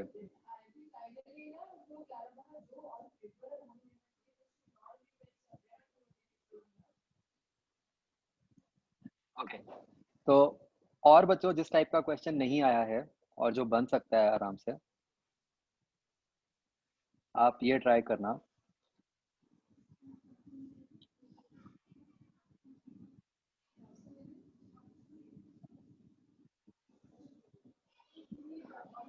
भाई 3 कंपोनेंट्स हैं, हमने तीनों को सीरीज में किया है, तीनों को पैरेलल में किया है। अब काम और कॉम्प्लिकेट कर देते हैं।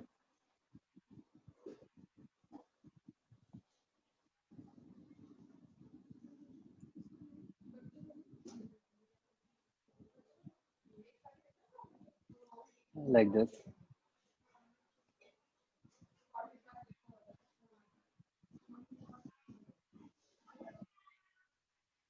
हाँ, इस केस में निकालना करंट।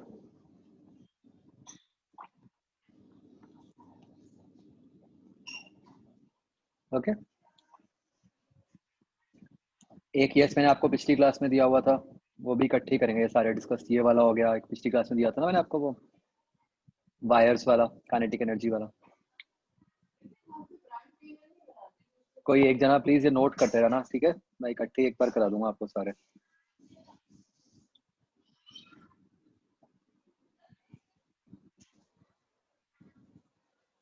हाँ जी, और क्या करना था बच्चों?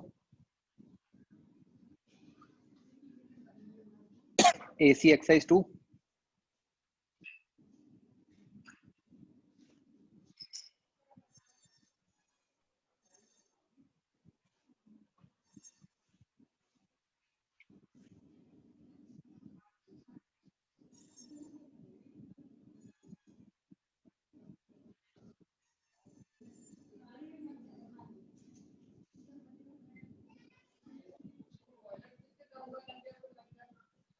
हाँ जी,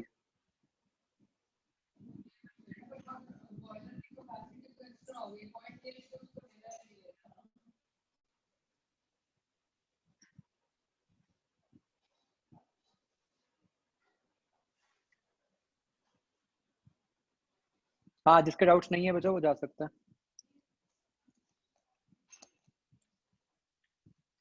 ये बच्चों इसमें करेक्शन कर लो 4th 5th 6th में।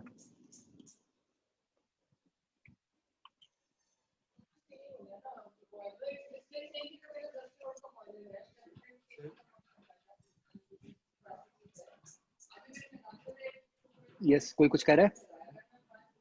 सर हमने एक पहले भी एक ऐसा क्वेश्चन किया था ना, मतलब जैसे मुझे मतलब एक्सरसाइज 0 1 में ऐसे ऐसा था। यस, तो उसके अंदर मतलब ऐसी था, उसके अंदर ना मतलब 220 नहीं थी उसके हाँ अंदर। 200 थे। यस, हाँ हाँ एक मिनट मैं देख के बताता हूँ, एक मिनट। मुझे पता है, बस उसमें ये फर्क था, 200 था उसमें। हाँ यस सर, उसमें 200 था। फिर उससे मतलब लेकर ऑप्शंस में है सारे, मतलब जो आंसर आते होते हैं उससे पर वो मतलब आंसर वो नहीं दिया हुआ है। आंसर नहीं है वो, यस हाँ। Yes, sir. तो वो मैंने तो फिर 220 के हिसाब से बता दिया आंसर आपको। हाँ Okay, okay, sir.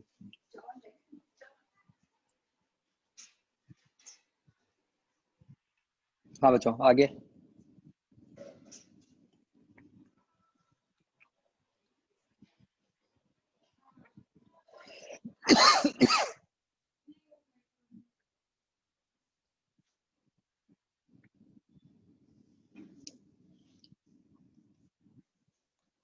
Thirty seventh में बच्चों यस इशू है एक कि मतलब अगर आप minus L D I by D T से करोगे तो ग्राफ नेगेटिव से शुरू होना चाहिए, है ना। तो ये आप out of option he best answer mark करोगे, बी बनता है कि वो प्रोबेबली मैग्नीट्यूड की बात कर रहे होंगे।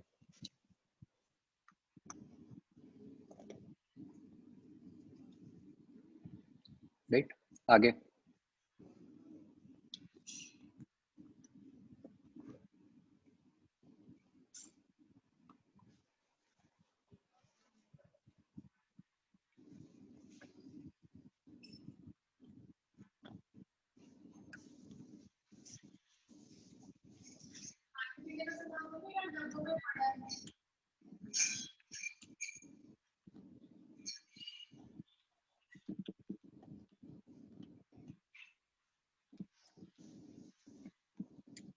फोर्टी वन में बस इम्पीडेंस 3 टाइम्स हो गई, सॉरी इम्पीडेंस डबल हो गई जब हमने रिएक्टेंस को 3 टाइम्स किया। उससे बना लो रिजल्ट।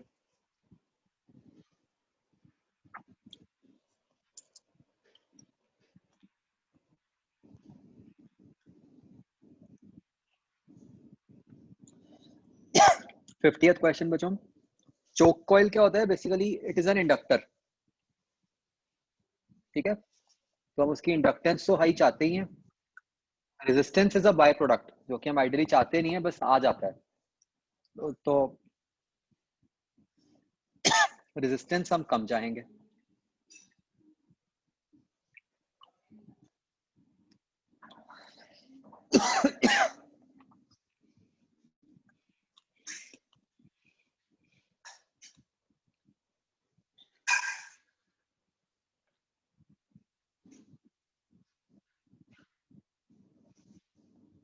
हाँ जी डन बच्चों।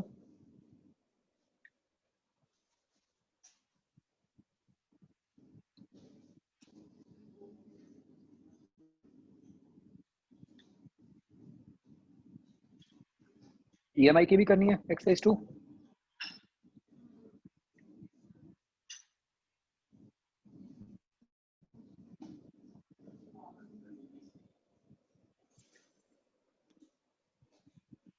हाँ जी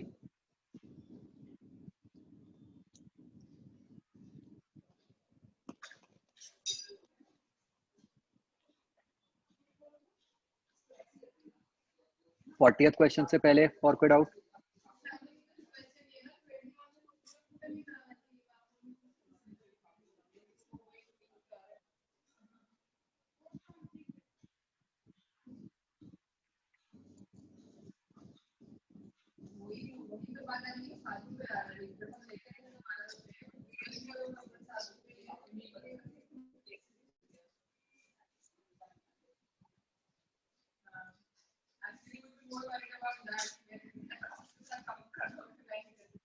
तो इसका 2 VBL आ जाएगा।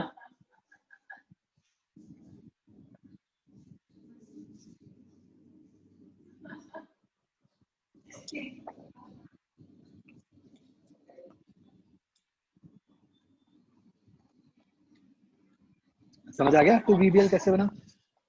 लेफ्ट वाले की बैटरी ऊपर को बनेगी, राइट वाले की नीचे को बनेगी, तो वो टोटल ऐड हो जाएंगी दोनों।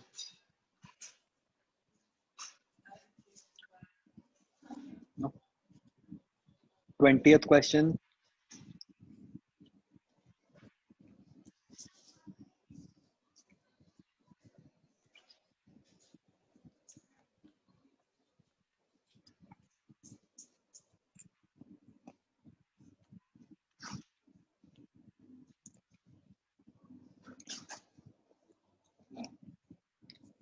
नहीं, यही आएगा, minus L D I by D T होगा ना, और D I by D T तो पहले ही नेगेटिव है।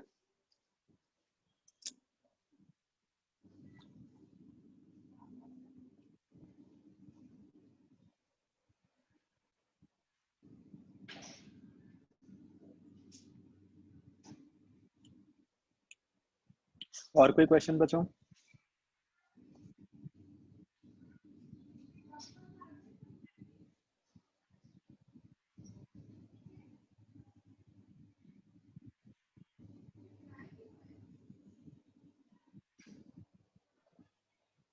तो जब आप ये स्विच ओपन करोगे तो इंडक्टर तो लगा हुआ है, तो फिर इंडक्टर इस ब्रांच के अंदर करंट फ्लो करवाएगा फॉर सम टाइम। फिर आर और एल सीरीज में आ जाएंगे ना, तो इसलिए बल्ब सडनली नहीं जाएगा, कुछ टाइम के बाद जाएगा।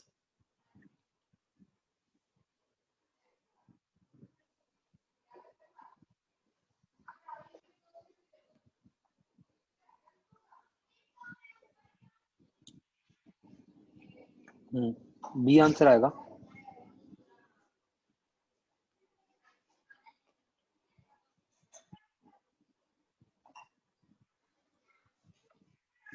ठीक है जी, डन।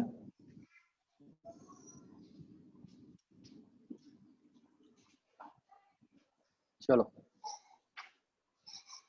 ओके देन बच्चों, 53।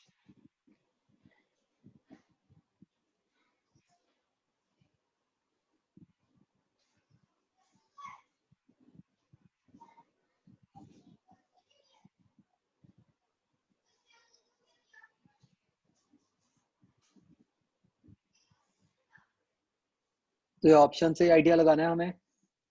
बेसिकली क्या होगा कि बीच में एक टाइम ऐसा होएगा जब मैग्नेट कॉइल के बीच में से ही पास कर रहा होगा, उस टाइम पे तो वो कांस्टेंट ही हो जाएगा, तो बीच में थोड़ी सी देर तो जीरो होगा। तो अब दो केस बने, एक जब तक नॉर्थ पोल एंटर कर रहा है, और एक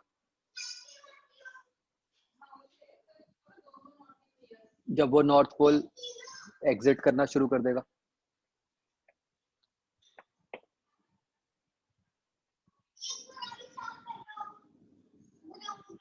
तो एक केस में मतलब टुवर्ड्स राइट फील्ड लाइंस बढ़ रही हैं, फिर धीरे धीरे वो कम होनी शुरू हो जाएंगी, है ना।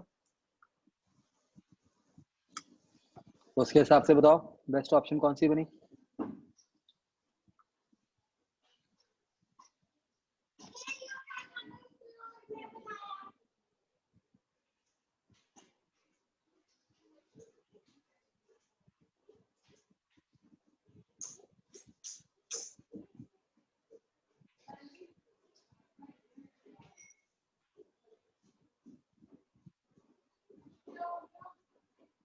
तो एक्चुअली ऑप्शंस मैंने पहले देखी नहीं थी, इन ऑप्शंस के हिसाब से उन्होंने वो नहीं कंसिडर किया, और वो फिगर से पता भी चल रहा है कि बेसिकली वो केस नहीं आपको मानना कि, मतलब जो मैं केस कह रहा था वो तब होता कि अगर कॉइल बहुत लंबी सी होती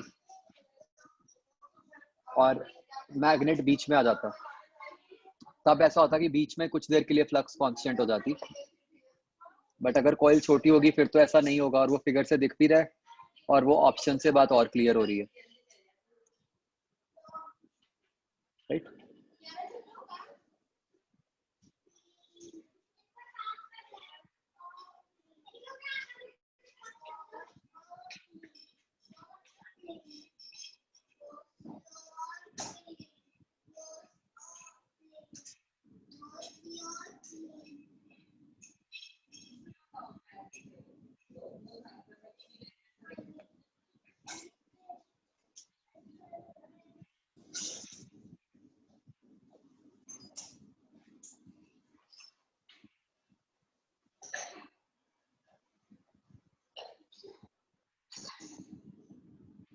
अच्छा इसमें और बताना मुझे, एक मिनट, एसी में और क्या करेक्शंस थी?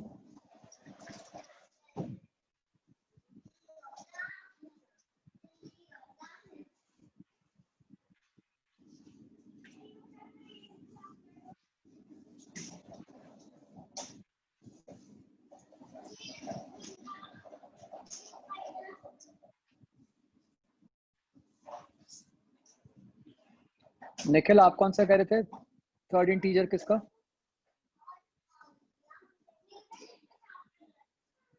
EMI का सर। अच्छा मुझे एक मिनट बताना, AC में और कोई करेक्शन थी?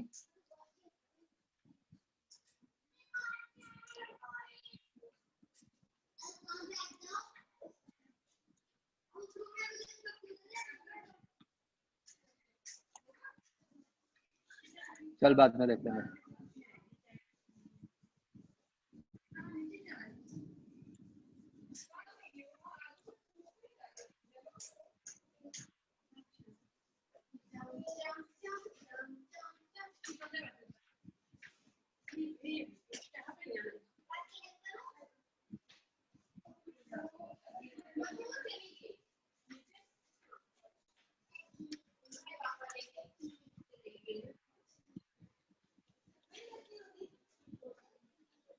एक सेकंड यार, ये स्क्रीन हैंग हो गया।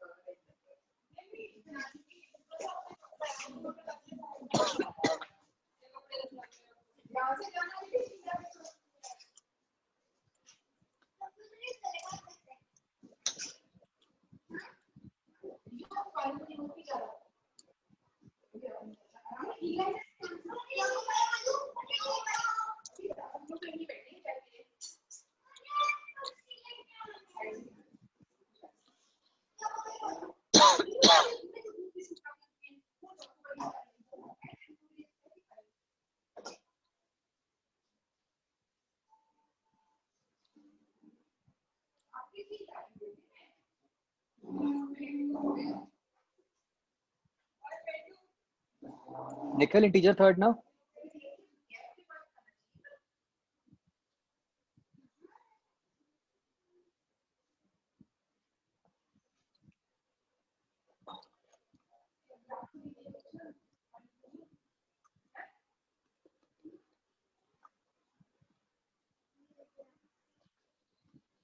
तो इस केस में बस ये हो जाएगा कि रॉड का VBL हो गया, पोटेंशियल डिफरेंस। तो अब उससे करंट लेफ्ट और राइट दो जगह जाएगा पैरेलल में।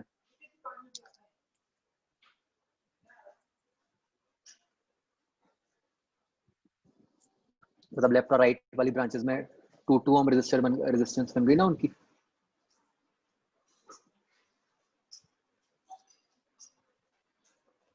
तो उसकी EMF बन गई VBL, तो 1 × 2 × 2 4 EMF बनी, और जो इफेक्टिव रेजिस्टेंस बनी तो 2 और 2 पैरेलल में, तो वो 1 बन गई।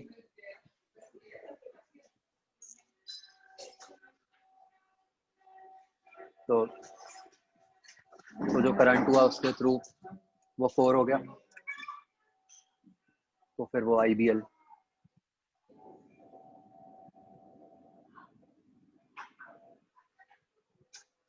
देखो आ रहा है उससे कि नहीं?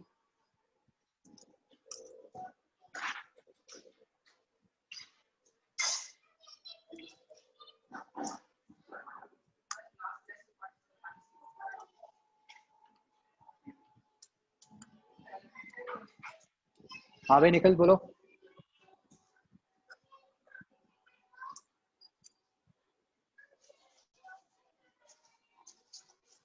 ठीक है डन।